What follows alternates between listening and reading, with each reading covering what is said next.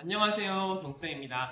오늘은 이제 수학 문장제 문제를 어려워하는 우리 아이들에게 어떤 도움을 줄 수 있을지 이제 꿀팁을 드리려고 합니다. 사실 수학 어려워요. 쉽지 않죠. 이제 뭐 갑자기 뭐 3학년만 돼도 뭐 세 자릿수 나눗셈, 막 두 자릿수 곱셈 나오면 뭐 이게 굉장히 사실 아이들 입장에서는 이게 어려울 수밖에 없어요.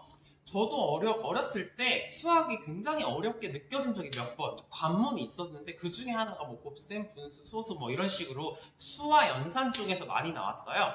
사실 수와 연산이 제일 복잡하고 제일 체계적이기도 해요. 그래서 그 부분을 조금 집중적으로 공부를 해주셔야 되는데, 일단 수학책에서 원리 부분이 있어요. 근데 그 부분을 배우고 문제를 풀면 사실 한 절반은 풀 수 있어요, 문제를. 근데 더 열심히 듣고 좀 더 공부를 하면 다 풀 수 있어요. 근데 문장제 문제가 나오면 이제 아이들이 조금 어려워하기 시작해요.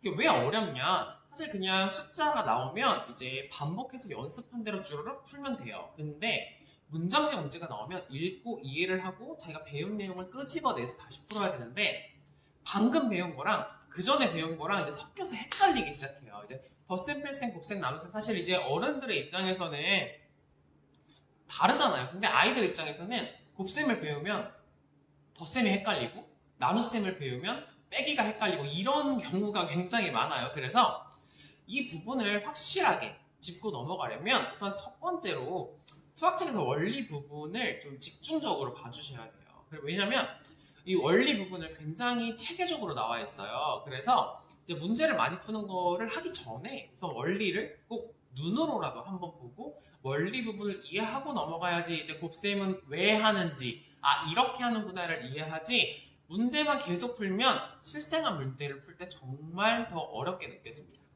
두 번째는 기초 연산을 확실히 해야 됩니다. 기초 연산, 이제 아이들 그런 연산 문제집도 많고 인터넷에 검색해보면 수학 문제 이제 자동으로 업데이트돼서 계속 연산 문제 바뀌는 사이트도 굉장히 많아요. 그런 사이트 접속하셔서 문제를 푸셔도 되고, 아니면 시중에 문제집, 연산 문제 정말 많거든요. 실생활 문제도 많겠지만 그런 기초 연산은 확실히 잡아주셔야지 아이들이 기초 연산을 빨리 풀어야지 자신감이 생겨서 실생활 문제에 접근을 하지, 기초 연산, 예를 들어 뭐 26 곱하기 3, 이 문제를 어려워하고 오래 걸리면 실생활 문제 절대 풀 수 없습니다. 세 번째로는 스토리텔링인데요. 아이들이 이제 실생활 문제를 너무 어려워하면 이걸 스토리텔링을 해보면 좋아요. 무슨 말씀이냐면 실생활에 나오는 문제를, 예를 들어서 뭐 지금 친구가 딸기를 5개를 갖고 있는데 그걸 뭐 세 묶음을 가지고 있다. 그럼 실제로 딸기로 해보는 거죠. 아니면 바둑돌이 있는데 뭐 21개가 있는데 3명한테 나누어줘야 된다. 진짜 나누어 주는 거예요. 학교에서도 실제로 이걸 하거든요. 이게 실제로 우리가 수학을 왜 배워요? 헷갈려요 하는 아이들은 이걸 해주면 정말 좋아요. 실제 해보면 이렇게 해서 이런 식이 나오는구나, 이렇게 느껴보는 게 굉장히 중요해요. 실생활에서 하기 어려운 거는 그림으로라도 그려보면 조금 더 아이들이 그 원리를 이해하고 문제 푸는 데 도움이 됩니다.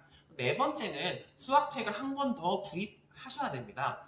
수학책, 수학입책을 꼭 한 번 더 구입하셔서 풀어보길 추천드립니다. 최근에는 3, 4학년, 올해 이미 바뀌었고요. 내년에는 5, 6학년이 또 수학책이 검정 교과서로 바뀌어서 우리 학교랑 옆에 학교랑 출판사가 다른 수학책을 풀어요. 그렇기 때문에 정말 똑같은 거 푸는 거 아이가 좀 싫어하고 저도 좀 그래요 하시면 옆에 학교 다른 출판사 거 한번 풀어보셔도 좋습니다. 왜냐면 문제가 다르거든요. 이것도 굉장히 좋은 방법이고요. 다섯 번째는 매일 5문제를 꼭 풀어야 됩니다. 5문제를 꼭 풀어야 되는데 수학은 이게 복습을 안 하면 까먹어요. 그렇기 때문에 같은 단원을 집중적으로 공부하는 것도 좋지만, 곱셈을 공부 다 하셨으면 나눗셈을 풀다가 곱셈 3문제, 나눗셈 풀다가 덧셈 2문제, 이런 식으로 교차 반복을 하셔야지, 안 그러면 나눗셈을 다 외우고 곱셈을 까먹거나 나눗셈을 다 외우고 덧셈을 까먹습니다. 그래서 복습은 꼭 예전에 배웠던 나눗셈이면 곱셈, 예를 들어 분수의 곱셈을 배웠으면 분수의 덧셈, 나눗셈, 이런 식으로 복습을 하시는 게 효율적이에요. 근데 이렇게 복습할 때 가장 효과적인 게 오답 노트예요. 오답 노트를 만들어 놓으면 그 오답 노트의 문제를 풀어보면 굉장히 따로 문제집 찾아볼 필요도 없이 효율적으로 공부를 할 수 있어요. 네, 좀 도움이 되셨나요? 다음에 더 좋은 교육 정보로 찾아뵙겠습니다. 감사합니다.